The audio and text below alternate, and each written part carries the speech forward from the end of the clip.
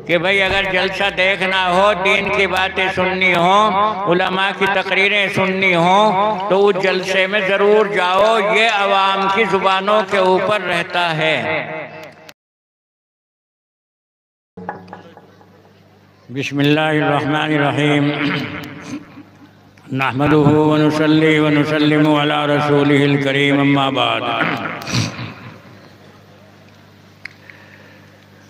मोहतरम बुजुर्गों, साथियों, अहले बस्ती, रात से बराबर आप सुन रहे हैं कि जलसे का, के मदरसे के जलसे का वक्त आ गया है, जलसा शुरू हो रहा है। और अब ये बिल्कुल आखिरी वक्त आया। मैं यही आपको बतलाने के लिए हाजिर हुआ हूँ कि आप अपने सही वक्त के मुताबिक, सही निज़ाम के मुताबिक जलसे को चलाएं। ये नहीं होगा कि साहब आपके इंतज़ार में हम यहाँ बैठे रहें, असर की नमाज़ें ख़त्म कर दें, मगरिब की नमाज़ें ख़त्म कर दें। आप सुन लीजिए कैसे कैसे ये जलसे का नज़म चलेगा। ताज्जुब तो इस बात का होता है कि हमारे मदरसे से तकरीबन 13-14 हाफिज़ कुरान हुए। असातिज़ा को हमने हिदायत की कि इन्हें ज़रा समझाइए, वक्त के ऊपर आएँ। मैंने खुद इन्हें बुलाया और बुला करके मैंने समझाया कि आपको 2 बजे स्टेज के ऊपर पहुंचना है। मैं नहीं समझ पाता कि आखिर ये कौन सा हमारा खुशी का मौका है कि जो हाफिज़ कुरान हैं उन्हें तो हम घरों में बिठाए रखें, और वो मदरसा और वो असातिज़ा जिनकी बरकतों से इन्होंने कुरान पाक हिफ्ज़ किया, वो तुम्हारे इंतज़ार में रहें। आने वाले उलमा तशरीफ़ ला चुके हैं, वक्त बिल्कुल आखिरी है, इसलिए आप जल्दी से जल्दी यहाँ जलसागाह में पहुँचें। क्या बज चुका जी? 2:30। इस वक्त में 2:30 बज चुके हैं। और मैं आपको बतला दूं कि मदरसे की मस्जिद में सही 5:15 बजे असर की अज़ान होगी। इससे पहले हमारे बहुत से मोहतरम बुजुर्गान दीन, उलमाए किराम यहाँ तशरीफ़ ला चुके हैं। और आप ताज्जुब करेंगे कि दारुल उलूम देवबंद से तशरीफ़ लाने वाले जो कि नाज़िम हैं शोबे तंजीम व तरक्की के, वो पहले यहाँ तकरीर करके जा भी चुके हैं और आप अपने घरों में हैं। वक्त में हज़रत मौलाना मुफ्ती मोहम्मद आरिफ साहब जो वक्फ दारुल के शेखुल हदीस भी हैं और अपने ज़माने के पहुँचे हुए, तस्लीम किए हुए, उलमा के माने हुए बुज़ुर्गों में हैं, बेहतरीन दर्स व तदरीस में माहिर हैं और फतवे में माहिर हैं, वो तशरीफ़ फरमा हैं। उन्हीं के साथ साथ दूसरे हज़रत मौलाना अब्दुल लतीफ़ साहब जो मिफ्ताहुल उलूम जलालाबाद में बड़ी बड़ी किताबें पढ़ाते हैं, वो भी तशरीफ़ फरमा हैं।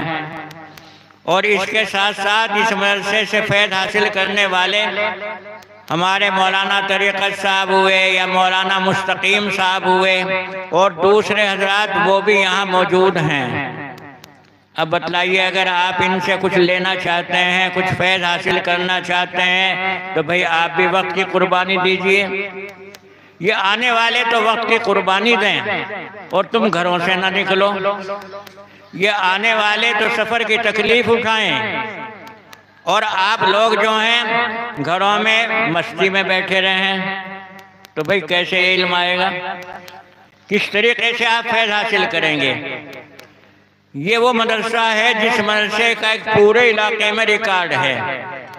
ख़ास तौर से बस्ती वाले हमेशा इस मदरसे के साथ जो अपना सलूक पेश करते हैं, इसके चर्चे आम लोगों में रहते हैं। कि भाई अगर जलसा देखना हो, दीन की बातें सुननी हो, उलमा की तकरीरें सुननी हो, तो उस जलसे में ज़रूर जाओ। ये अवाम की ज़ुबानों के ऊपर रहता है। तो आप अपनी सुन्नत को ज़िंदा रखिए, अपने इस तरीक़े को ज़िंदा रखिए। अभी जो मैंने बतलाया 2:30 बज चुके हैं, उसमें अभी तशरीफ़ लाएंगे हमारे मौलाना अब्दुल लतीफ़ साहब। आप उनका बयान सुनेंगे। उसके बाद में या उससे पहले इसी मदरसे से फारिग मौलाना मुस्तकीम साहब, आप उनसे अच्छी तरह वाकिफ़ हैं, वो भी यहाँ कुछ देर आपके सामने आएंगे। और उसके बाद में मदरसे का हिसाब व किताब और फिर बच्चों के सरों पर दस्तार। और ये भी मैं आपको बतला दूं कि जो दस्तार में शरीक नहीं होगा वो हमसे मुतालबा ना करें कि साहब इसके दस्तार नहीं हुई। जब आप वक्त के ऊपर आ नहीं सकते तो फिर हमें क्यों आप मजबूर करते हैं। मैंने उन्हें बतला दिया था 2 बजे इन्हें यहाँ पर पहुँचना है। आप तो घरों से नहीं निकल रहे। और अजीब बात यह है कि जो पानी पिलाने वाले हैं वो प्यासों को बुला रहे। या तो प्यासे पानी को तलाश करते या उल्टा काम हो गया अब दुनिया का। तो भाई उसके बाद में हजरत मुफ्ती साहब का बयान होगा और फिर ठीक 5:15 बजे जलसे की दुआ हो जाएगी। ये मुख्तसर सा प्रोग्राम मैंने आपको बताया है। वक्त बहुत कम है। 3 बजे दस्तार होगी इंशाअल्लाह, इसलिए आप जल्दी से जल्दी पहुँचें। चलाओ जी, प्रोग्राम क्या है आगे? मौलाना मुस्तकीम, मौलाना अब्दुल लतीफ़ साहब आगे जी। लाओ ये मुख्तसर से एक रकम आ गई है। मौलाना मोहम्मद जमील 200 रुपये, मोहम्मद मोमिन मंगनपुर वाले 500 रुपये और 2 जोड़े, जमशेद अली मंगनपुर वाले 200 रुपये और 2 जोड़े यहीं के, बुंदू रहमत अली 2000 रुपये,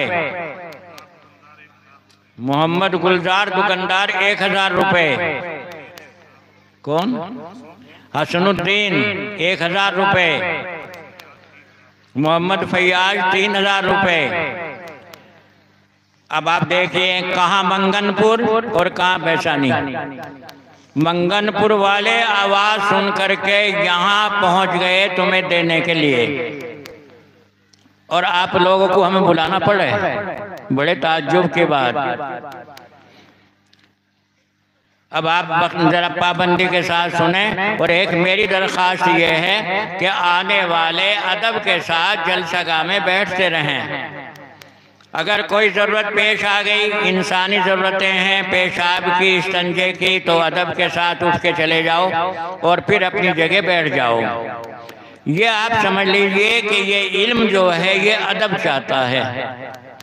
आप छोड़ दीजिए स्कूलों को, छोड़ दीजिए उनकी मिसालों को। आप ये देखिए कि अगर आपने कबाड़ डालना शुरू किया कूड़ी के ऊपर और उसके ऊपर नापाकी गंदगी भी डालनी चाहिए, डालते रहिए, अच्छा फ़ायदा पहुंचेगा, खाद बनेगा, खेत में फसल अच्छी पैदा होगी। और अगर पेशाब का एक कतरा भी आपने भरे हुए दूध के टब में डाल दिया तो पूरे का पूरा टब नापाक हो जाएगा, उसका पीना किसी को जायज़ नहीं रहेगा।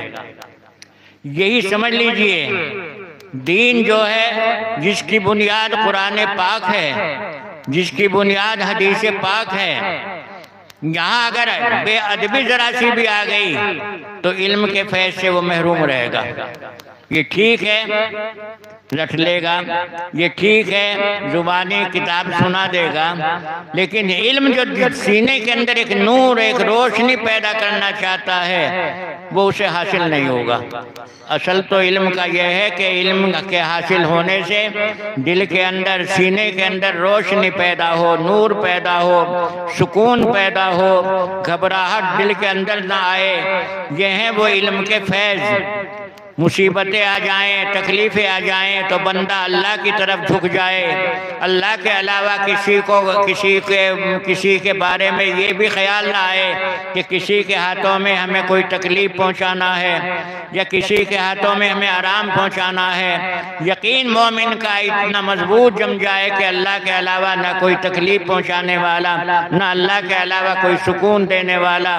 ये सब फैज़ है इल्म का। और अगर ये चीज़ें एक मोमिन को हासिल न हुई तो समझिए कि उसने इल्म से कुछ नहीं लिया।